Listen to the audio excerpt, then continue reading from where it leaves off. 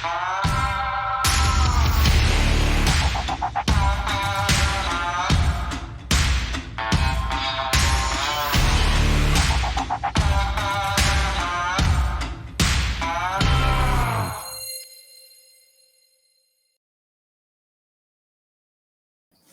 everybody and welcome to another episode of PBR TV's live sessions. This evening we are joined by some good friends of ours at Gemini Marine, and we have the next hour is everything dedicated to Gemini, looking at the history, the pedigree of the brand, the commercial elements of the business, and also looking at their pleasure sector and some various different interesting projects that they've had along the way, not only looking at racing and where they first started in search and rescue, but also things also involving things like the SpaceX program. So really, really interesting next hour ahead while we delve everything Gemini. So I'm going to bring in Gerhard, who's the Global Sales and Marketing Manager, and we'll get started with today's show.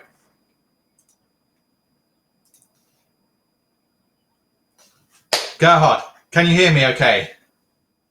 Tom, 100%. How are you guys? Yes, so thank you so much for joining us today, and hopefully being able to show everybody a little bit behind your brand and educate people a little bit all things Gemini. Thanks very much. Firstly, thanks a lot for the opportunity. I think 6 months ago when we last met at Boot Dusseldorf, we didn't think that the next time we're going to be chatting is going to be virtually. I think we would have now been heading to probably Southampton Boat Show and just been to see work. So it's quite a curveball with the planning for 2020. But I suppose the only comforting factor about this, everybody's in the same boat. So we just have to deal with these things and do our best. But thanks a lot. And thanks for the time. We'll make the most out of it. Well, Gemini have got a huge pedigree in building ribs, stemming 40 years, and it's a global brand now that deals with obviously the commercial sector, but pleasure and lots of different interesting subjects that we're going to be going on to shortly. But before we start to sort of tell people about the history of Gemini, can you introduce yourself a little bit on what your sort of role is within the company, how long you've been with Gemini, how that's sort of changed over the years, and then we can get cracking about the pedigree of the brand itself. No problem. So coincidentally, today marks exactly 13 years of me joining the Gemini team. So in that 40 plus years, it's about 27 years unanswered for that I'll do my best to brief you guys. But yeah, it's been a very exciting couple of years. We'll go through how the market has changed from first boat shows we did together. I think you can see that now. I think that's the 2007 Cape Town Boat Show. To where we are now, and being a very locally focused back then business to a brand that's trying to increase our global footprint and get our boats to places where they haven't been, and basically just expand our dealer footprint and look after our existing market and how we can supply the customers with what they want.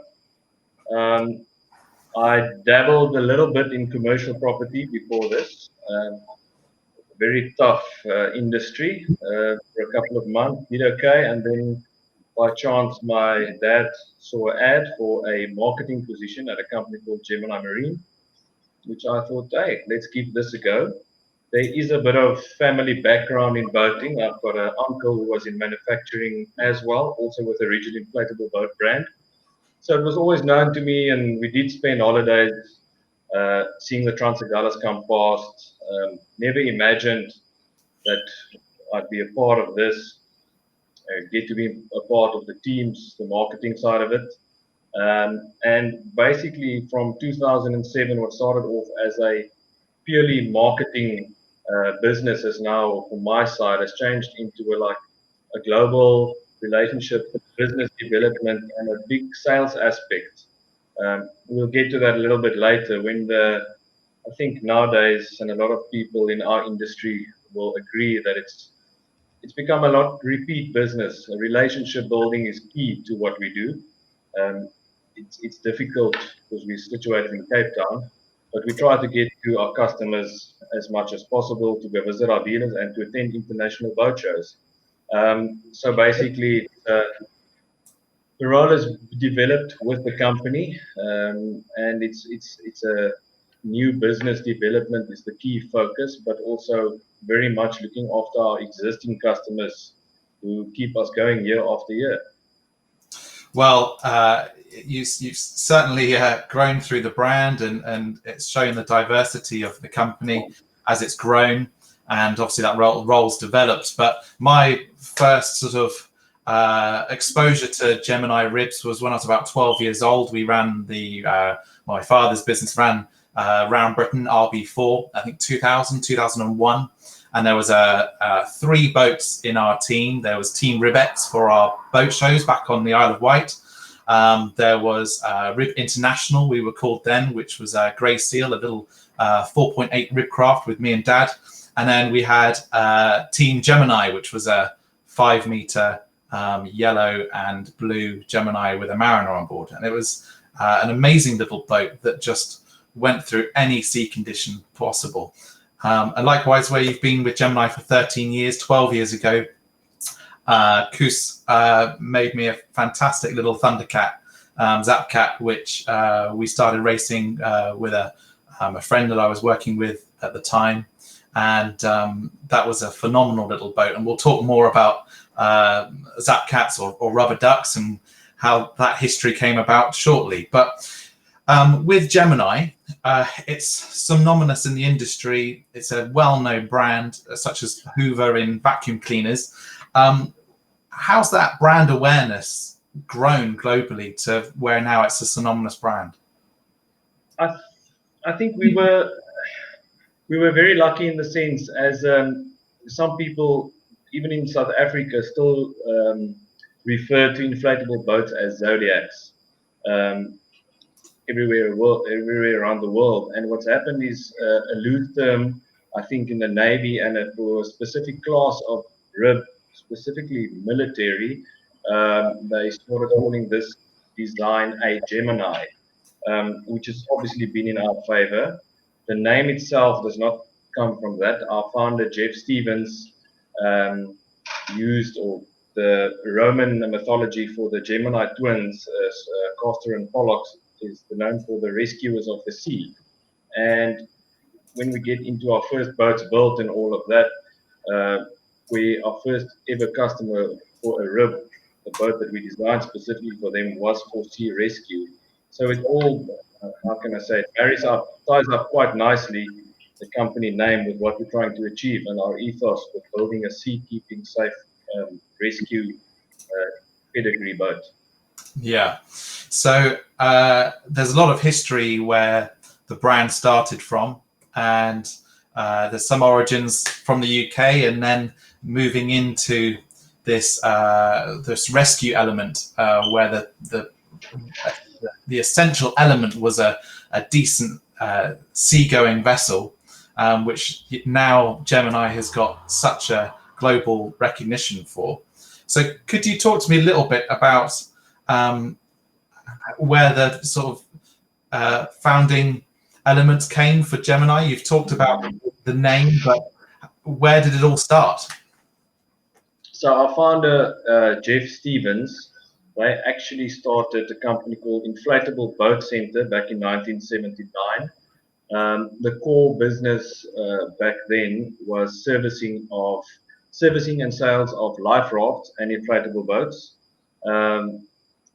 So his training initially went over to the UK to do the training, which is the obvious place to go, seeing that you guys are the pioneers of rigid inflatable and inflatable boats.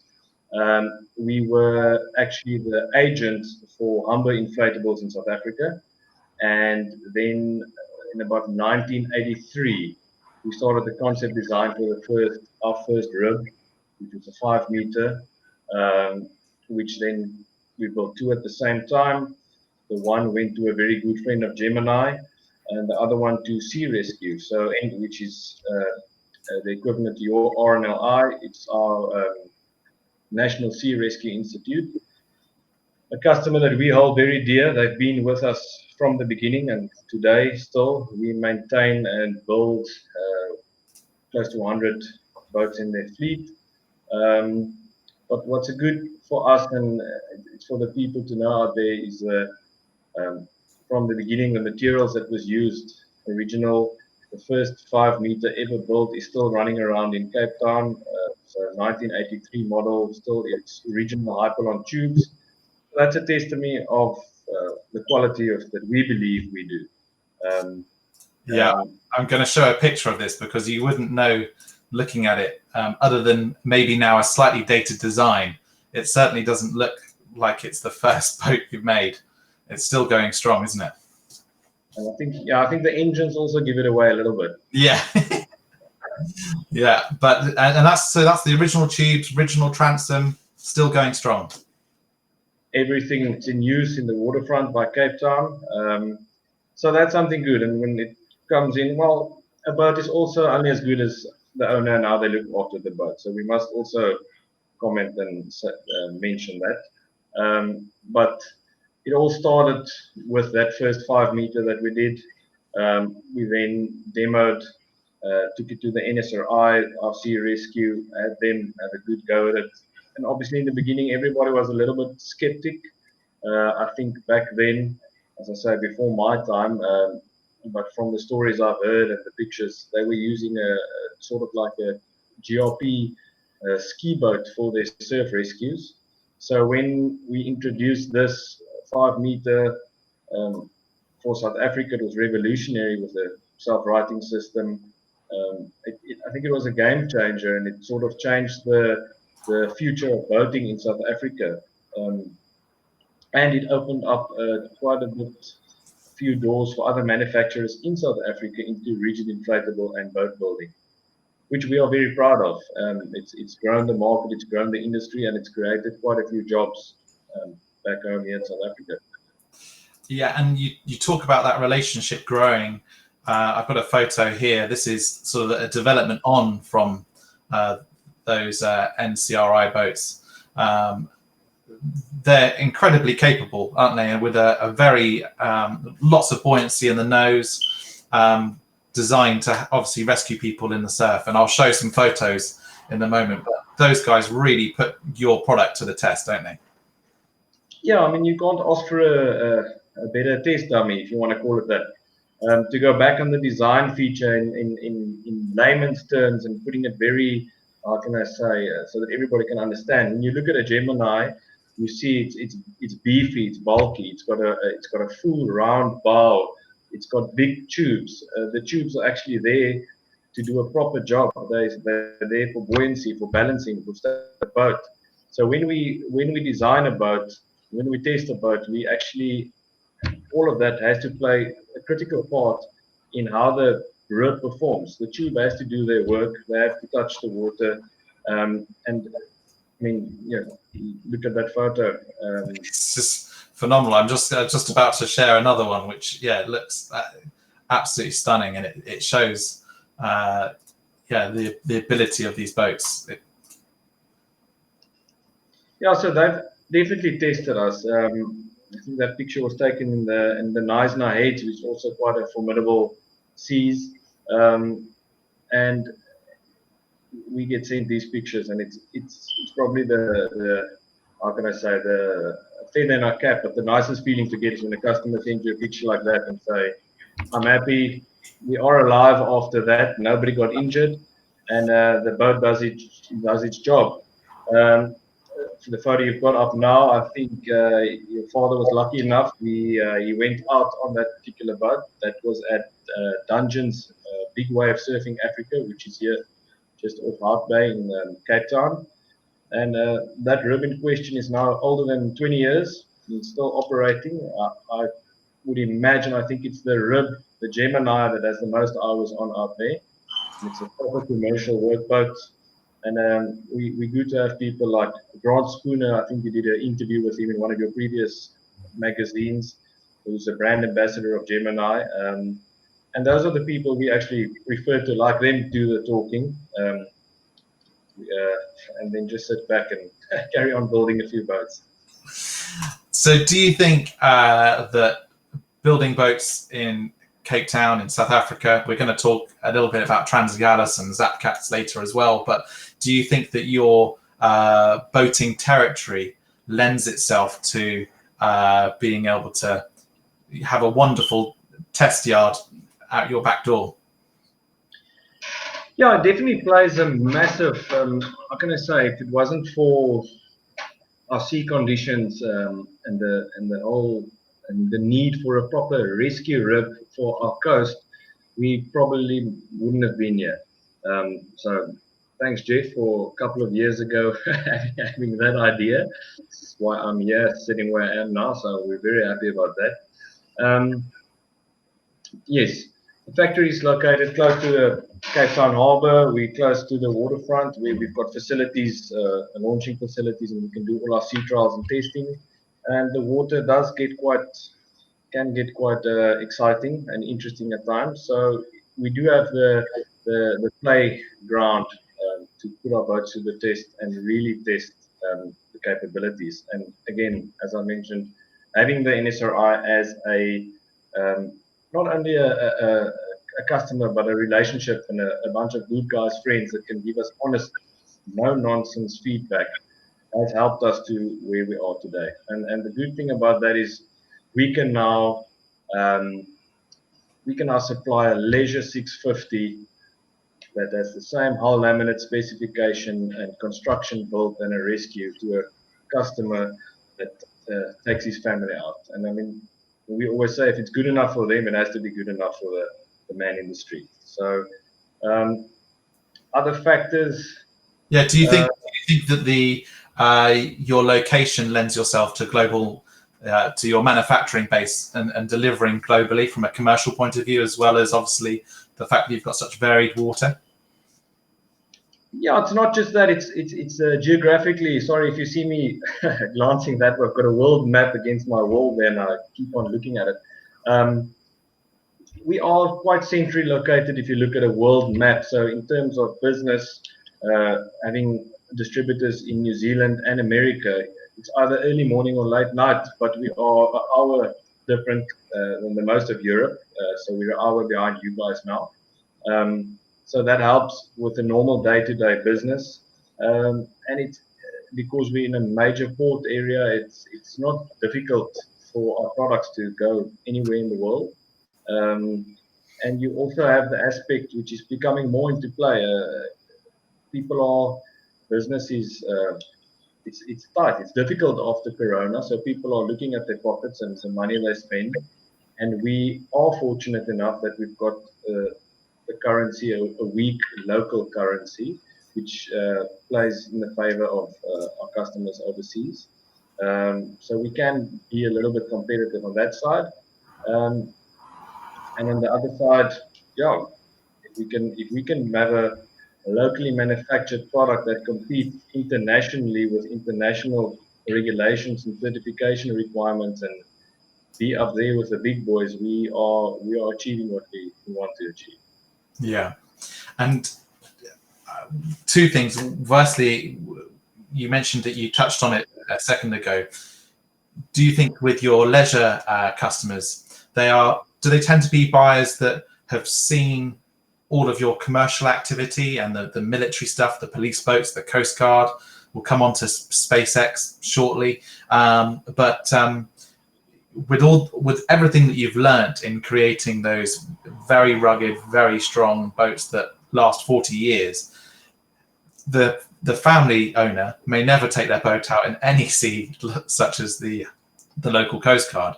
However, if it blows up and they've got their family on board, they know that they're going to get home safe, even if it's to Force 3 or 4. So do you find that you have those, through your dealer network, you have those pleasure boat customers that never intend to go out in the conditions that you can build in the DNA structure, but they're super confident because of the pedigree of the brand?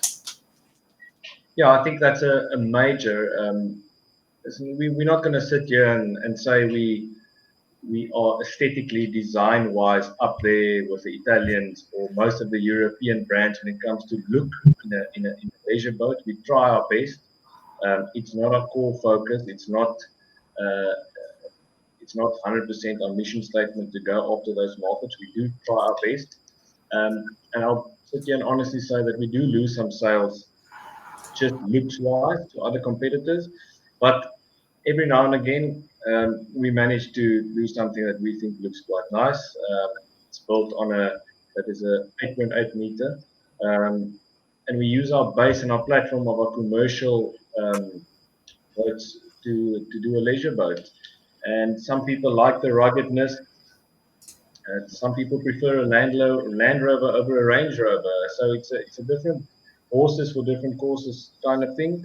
It's easier for us to compete in the bigger market, for instance, the 10.6 rib and yacht tenders, because you've got carry capacity. The boats are big and buoyant, and they can almost do a dual purpose job of being a leisure recreational boat, but can also be your workhorse yacht tender. So we try and mix and match it up a bit.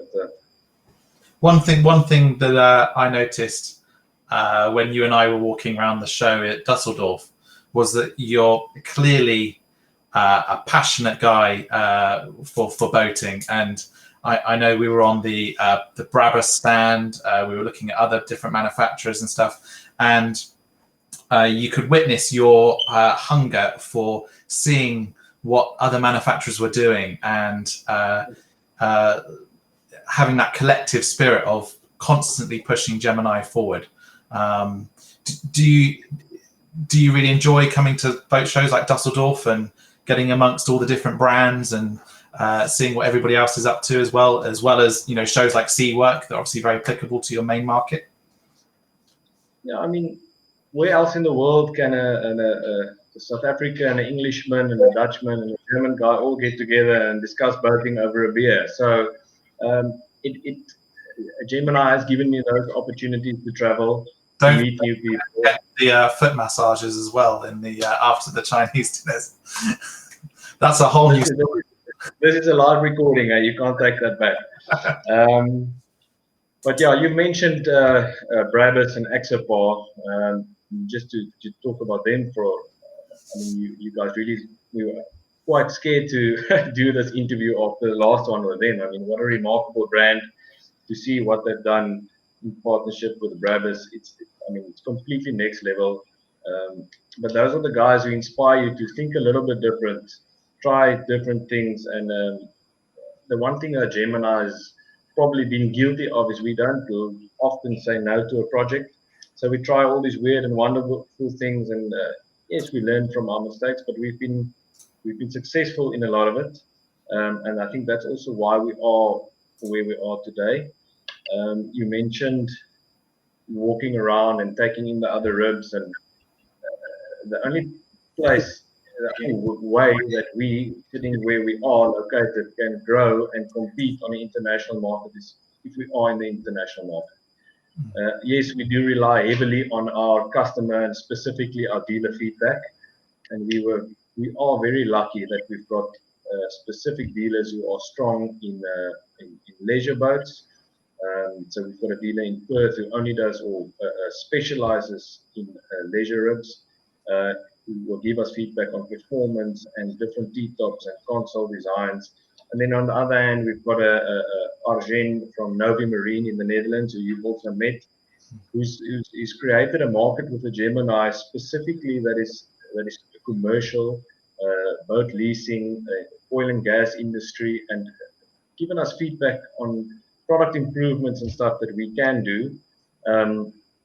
But as I said, now we walk at Dusseldorf, you open your eyes and you see you can't be everyone, but everybody steals a little bit of ideas and designs, or let's not use the word steal, borrow or aspire to. But the market, I feel the market is big enough. There's enough to go around for everybody, and I think the level has definitely upped itself over the years. I'm personally, I'm very impressed with what Highfield has done with their mixture of aluminium and fiberglass components. and what they're putting out there. I really like them as a company and their product. And then everybody's, I won't say favorite, but it gets a lot of attention, is the Techno Hull. The 999 is it's a beautiful looking boat. So leisure-wise, phenomenal hull as well. Yeah, so, I can't comment on that because we only we can only see. We don't often go on the others, but we'll take your word for it. And then obviously the ribeyes in the UK, which we've always admired their marketing, how they approach a boat show. It's just it's almost on a different level, and that family experience and what they sell is something we can all learn from. And I think it's a very clever idea.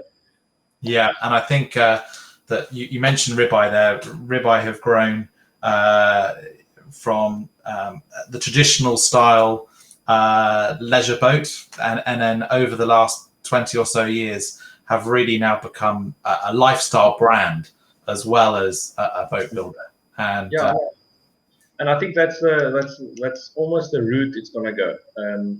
It's not going to go, but a big part of it. More and more, the wives do have a say in what is purchased.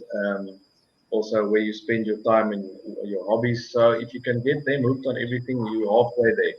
Okay, so let's show everybody your facility. So can you talk us through a little bit about Gemini HQ and the sort of different, you've mentioned there that you don't really say no to a project, so you've got various different boats in build there. How many staff are there at Gemini, and what's your sort of normal routine? Well, it does vary because of the different because of the different model range we do, the amount of boats we build, and also we do have extra access to contract workers. But I would say we around about 100 staff. And what's nice about that is some of those guys have been with us almost from day one. We've got father and son teams working at Gemini. It's a good environment, and we can almost, a lot of it, those guys, certain guys only work on certain boats and products. You mentioned the Zapcats, and those guys are die-hard, loyal Gemini guys. They would on a Monday after a race show me the results on their phones and photos on Facebook. So yeah, the facilities here, we've got quite a nice process flow. The section you just saw is what we call our installation department. So that's basically where the fit outs are done. We do the in-house stuff. And yeah, so far I think the only stumble block, or not stumble block, the only thing we're going to need to look at is the more big boats you sell, the more factory space you need.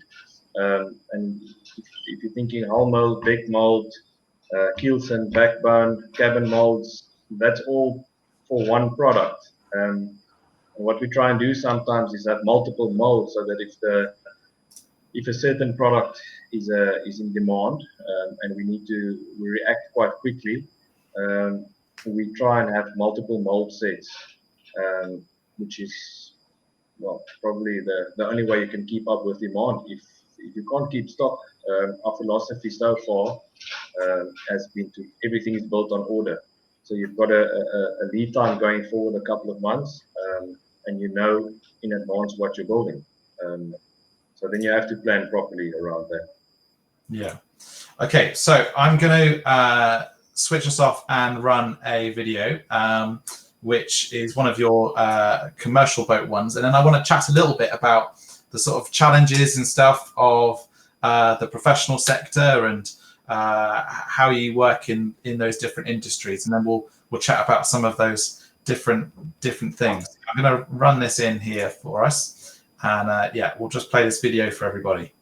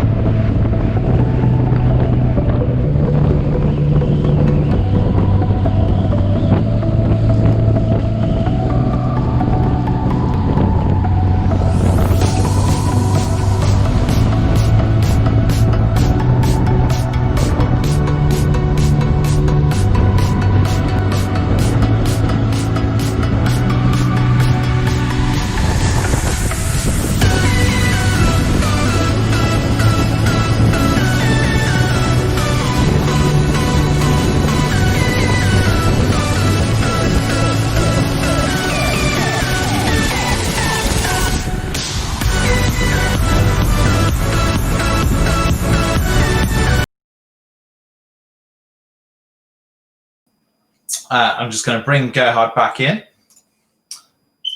So we just had a little video there of one of your cabin boats. What's your do you have different challenges that are involved in looking after your professional sector versus your private customers or your leisure boaters? Yeah. Each market, each customer definitely comes with its challenge, and the professional market or the non-leisures, if you want to call it, then they're definitely a more demanding type of customer. But the nice thing is that the process from quote RFI tender, if it goes that route, to product build, in-build process, pictures, sign off, and sea trials and handover, it's a lot more structured and professional process. We actually prefer to deal with the commercial and the professional customers because we like the challenge that comes with it. We like the process. We understand it, and it's not something that I can honestly say 10 years ago we said we're going to go for this and we're going to do this. It sort of just it fell into our laps, but because of the customers we already had and the rescue pedigree, people were approaching us more and more for work boats, for oil and gas patrol boats in Africa, and it sort of just added like a snowball effect from there. But yeah, I think the positive that we can take from those challenges and dealing with those customers is it just gets easier and easier after that.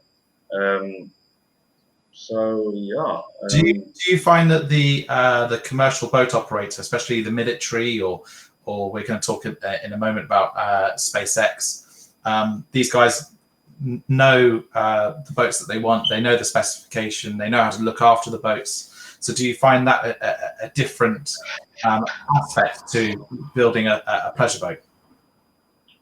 Sorry, what was it last bit? Sorry. So do you find that a different dynamic than your pleasure boat customer or dealing with a traditional dealer run-of-the-mill boat that's a production line craft? Yeah, we've got a little bit of an inside joke about that, so I won't elaborate too much on that. But the military and the professional, let's call it patrol guys, it's going to be a grey or a black boat, and they've got their specification and they've got their shock mitigation seats. We need to know what deck reinforcements, if we need to do plates for gun mounts. And your leisure guy, if it's a yacht tender, he's more worried about getting the gel coat color matched to his yacht and having a Hypalon color strip that matches his upholstery, which is sometimes more difficult to do than just getting a proper military boat built. Yeah. So we're a unique company, one of few, there are others, but one of few companies that actually do rescue, racing, leisure, commercial, adventure tourism, dive rips. So we do a lot. It keeps us on our toes. It has its pros and cons, definitely, but it also there's never a dull day.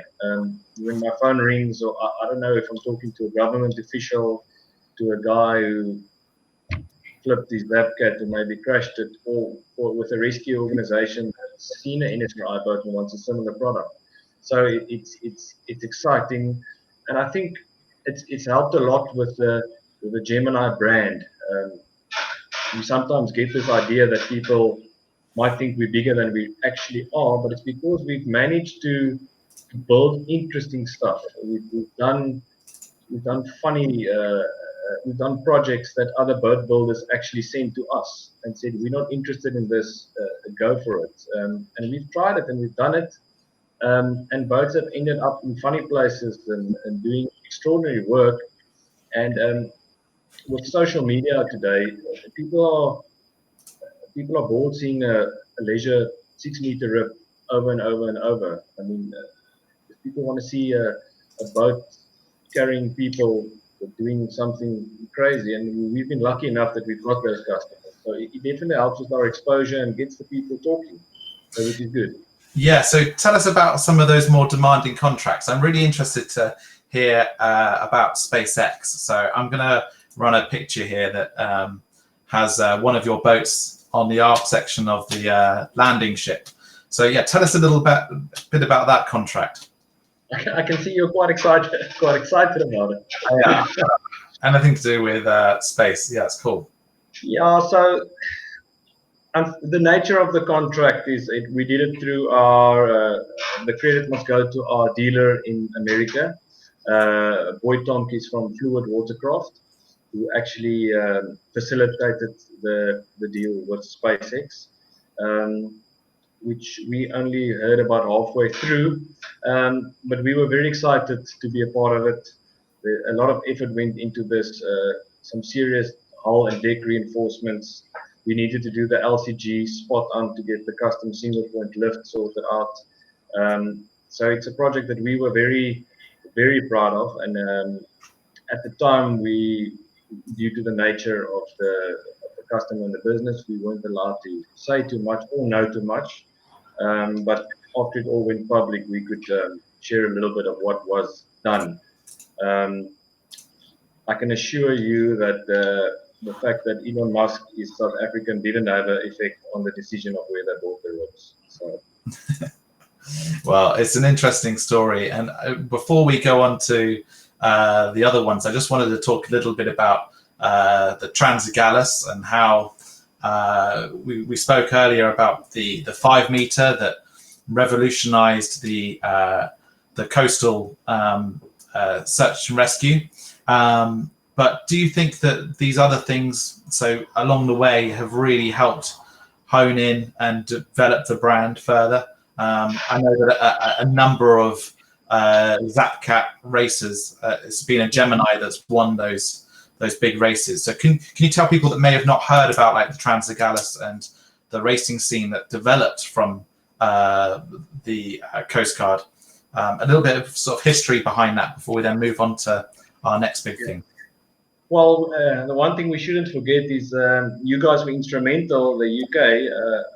If I remember correctly, at one stage, the Zapcat Racing Series was the biggest one design boat racing series in the world, run and organized in the UK.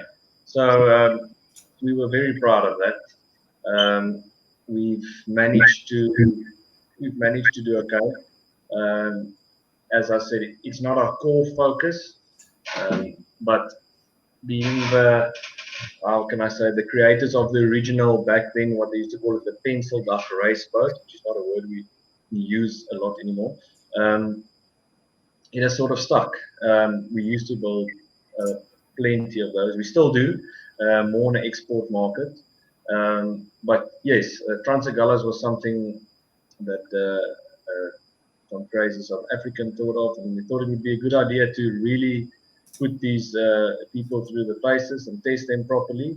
I think the original one started in Nature's Valley. Today it's about a 700-800 kilometer race over the December holidays, and it's a tough testing, proper endurance race that tests people's capabilities. And I think I can honestly say there has to be a mixture of skills and craziness, because it really is a serious thing. And there's quite a few boat manufacturers who do quite well and compete in this. And yes, it's a big thing in South Africa. It carries on every year, 28th of December till the 1st of January. And the only time a stage or a racing is cancelled is really, really due to weather conditions, which will mostly be mist. But besides that, waves, winds, the guys just have to give it a go. And they're such capable boats. My one I took across the channel when I was about 18, and I used to date a girl in the Channel Islands, and 70 miles on my own in a little Thundercat. But with the right safety kit on board and balancing the boat correctly with the right fuel tank up in the nose, very, very capable little boats.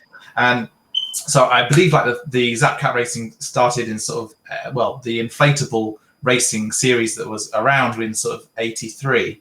That you sort of developed 4 prototypes, and there was a little bit of a story, wasn't there, that sort of it was a real game changer, and that sort of at night or early dawn these boats were being tested, and you guys thought you'd clocked onto a new style of design? Yeah.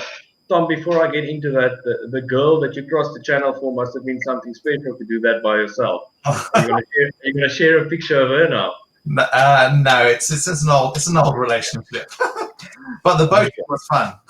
So leave it at that. Okay. Yeah. No. Moving on. It's one thing that I'm sad that it was before my time and that I missed out on it.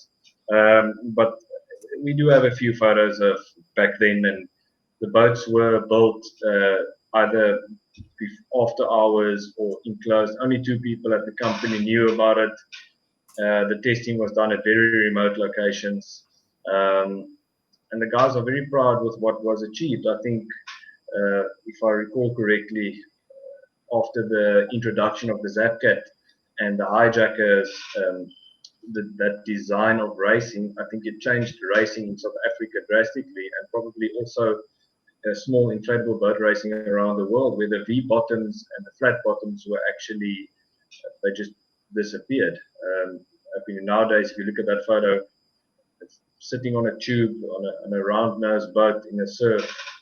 It's not advised.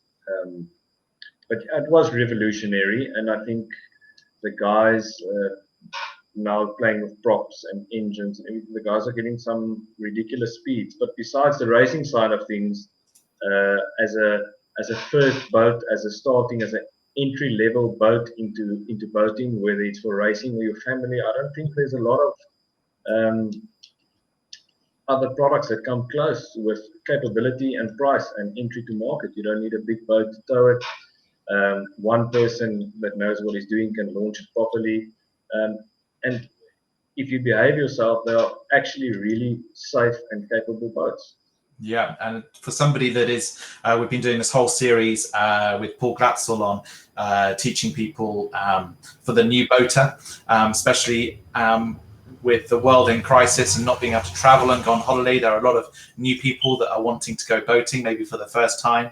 A Zapcat is actually, other than the race series, it's a really accessible way of being able to get onto the water and have a capable boat, just the same as you may consider a jet ski or something like that. So even though it's not your core business, they're very capable little boats, aren't they? Yeah, it makes a lot of sense. I mean, that's probably why. I mean, I didn't think of it now. I don't know if you can see, but just this week we've received quite a few orders for those. And now that you mention it, especially with lockdown and people can't go overseas and can't do this, it's easy to do, it's fun to do, and it's relatively cost effective. It's not a very expensive on fuel machine to run. So yeah, we do say it's not our core focus, but the guys who are building it are still the same team who do the hijackers, who make sure that the tolerances are within millimeters, and we take a lot of pride in them.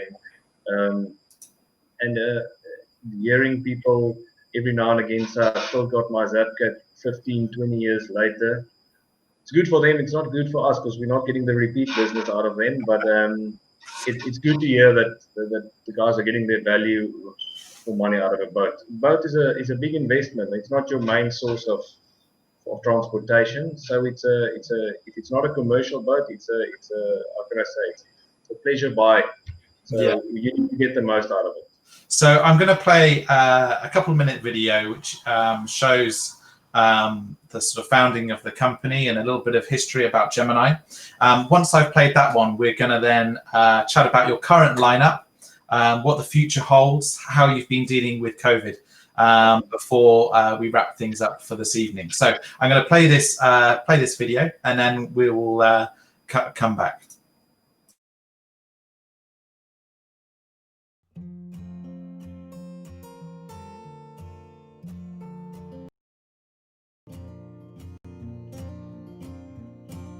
I was off Hard Bay in huge weather, massive swells, and I saw this fishing boat coming in from offshore there, and it was running diagonally down the swells, and as it was going over the swells, it was steering all over the place, and the crew were hanging over the transom to try and balance it. And I looked at this boat and I thought, whoa, that is a recipe for disaster in our kind of waters. So I'd been putting this design together in my mind, and my concept was to have a hull with a very full bow. So even though you're going down a swell at a heck of an angle, the bow will always be picked up, and it won't bow steer. It has to be a boat that looks after itself with minimal driver input, and it proved to be absolutely 100% correct. I have a photograph somewhere of Mahmoud and myself putting the deck on the first rib that we built, and we both look like children. It was so long ago, and that boat is now 34 years old and it's still going strong. The place at first was just a place for 1 or 2 moulds. Now there's place for 20, 30 moulds. That was a 5 meter at that time that we were building. We're building 10.6 and the bigger boats and small boats. So it's a big difference coming through the years, working with different kind of people and all that. Now I got my son that's also working for me in the fiberglass section. I was in the inflatable boat department in the Navy for my national service, and I delivered a yacht overseas to England. And while I was there, I went and did a course and an apprenticeship at an inflatable manufacturer in the UK, and came back, and the following year I started Gemini. Less than 100 boats had ever been sold in South Africa. Us and various other companies created the market because of the products we make. They have proven themselves time and again to be the best for the job. A couple of benefits are that of being in South Africa is that the labor cost is low, probably costs are low, etc. We also aligned time zone wise with Europe, and we're not too far off with the States, and we're not too far off with Australasia, so we are in the perfect position. One of the advantages over here is that we have pretty extreme weather off our coast, and the ports and the safe havens are few and far between. You better get a boat that can take the weather, take the knock, just get you home come what may. And our Gemini's core value is seaworthiness of the boat and hardiness. The boats have to get you home.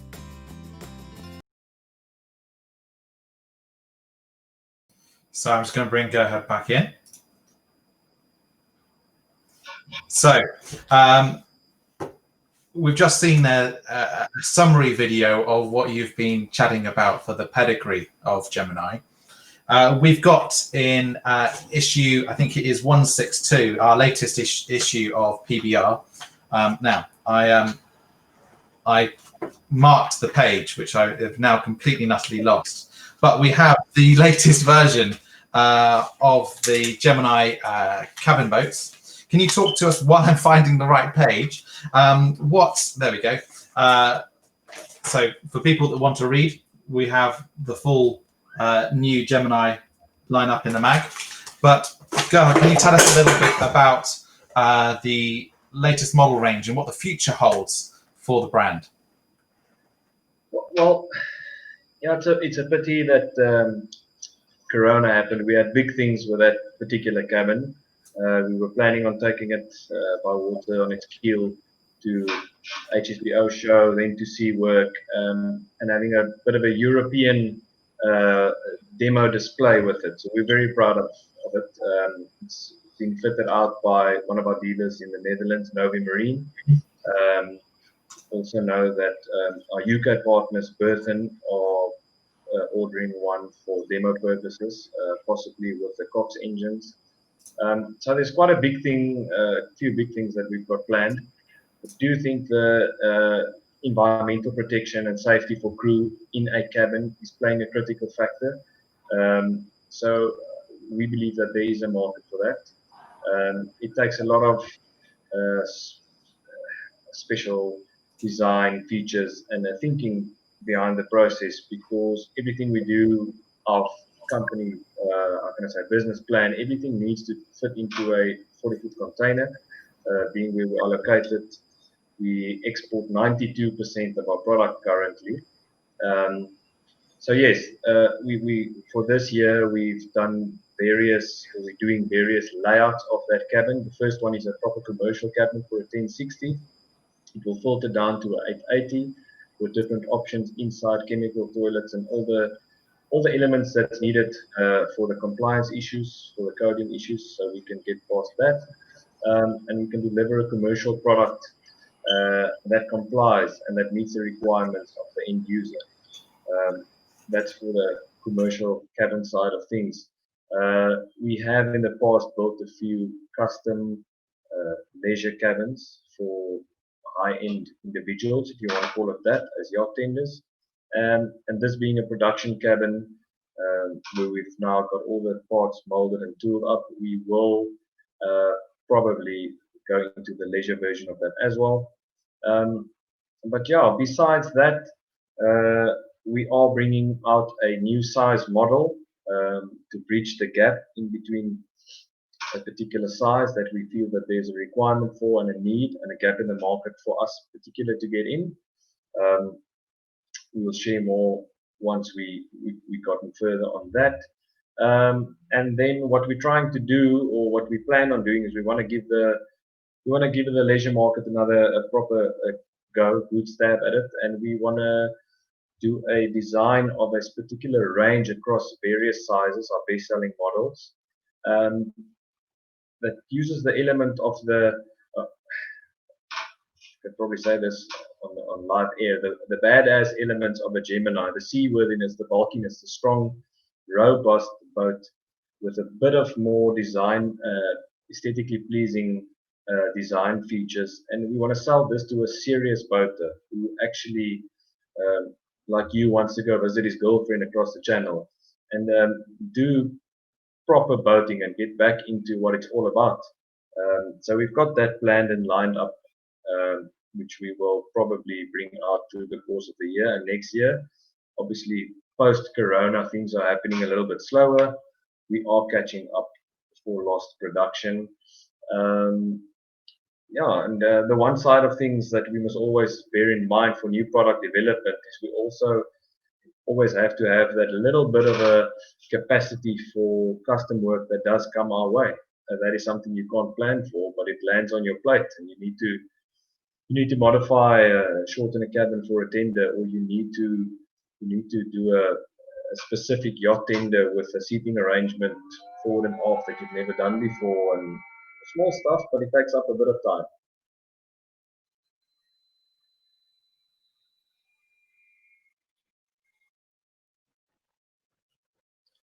Tom, I've just lost you on sound completely.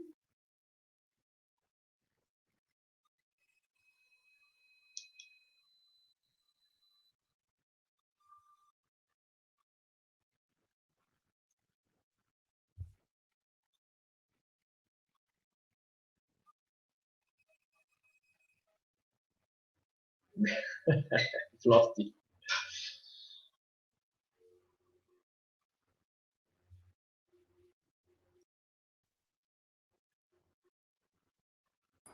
Can you hear me now? Here you go. You're back. Apologies, everybody. Love a bit of technology.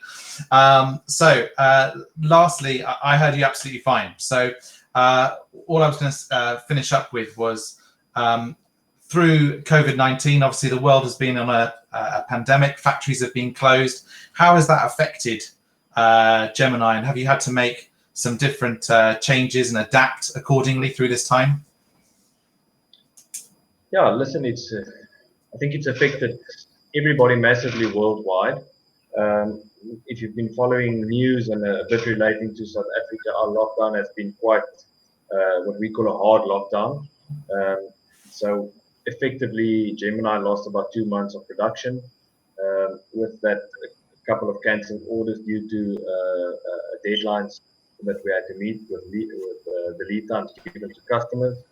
But we were proactive during the first level of our lockdown already and put plans into process. What we did is, as soon as the government allowed us to get back to a off factory complement to get the maximum production out of it. We changed our working hours and our shifts. We started working 6-day weeks, 3 shifts a week and different hours. And we 2 weeks after being back, we were able to send our first 2 containers again. So it's been rough, but what we've done is we've seen that with limited capacity and correct management and motivation, you can actually achieve quite a bit. I won't say 100% full productivity, but you can get very close to it if you manage the departments correctly. Now at the moment, same as probably what the other manufacturers are experiencing and having to do, is just your proper precautions in place. We are protecting our staff at all costs because we can't build boats without them. So we are limiting visitors. We've actually done a virtual handover to a Navy customer last week, where we did an entire check of a boat, fuel bilge, steering systems, everything on a virtual, video phone call, similar to this. So we are doing that. And for the foreseeable future, when with travel being quite restricted, I think it's going to be the norm soon. We are positive.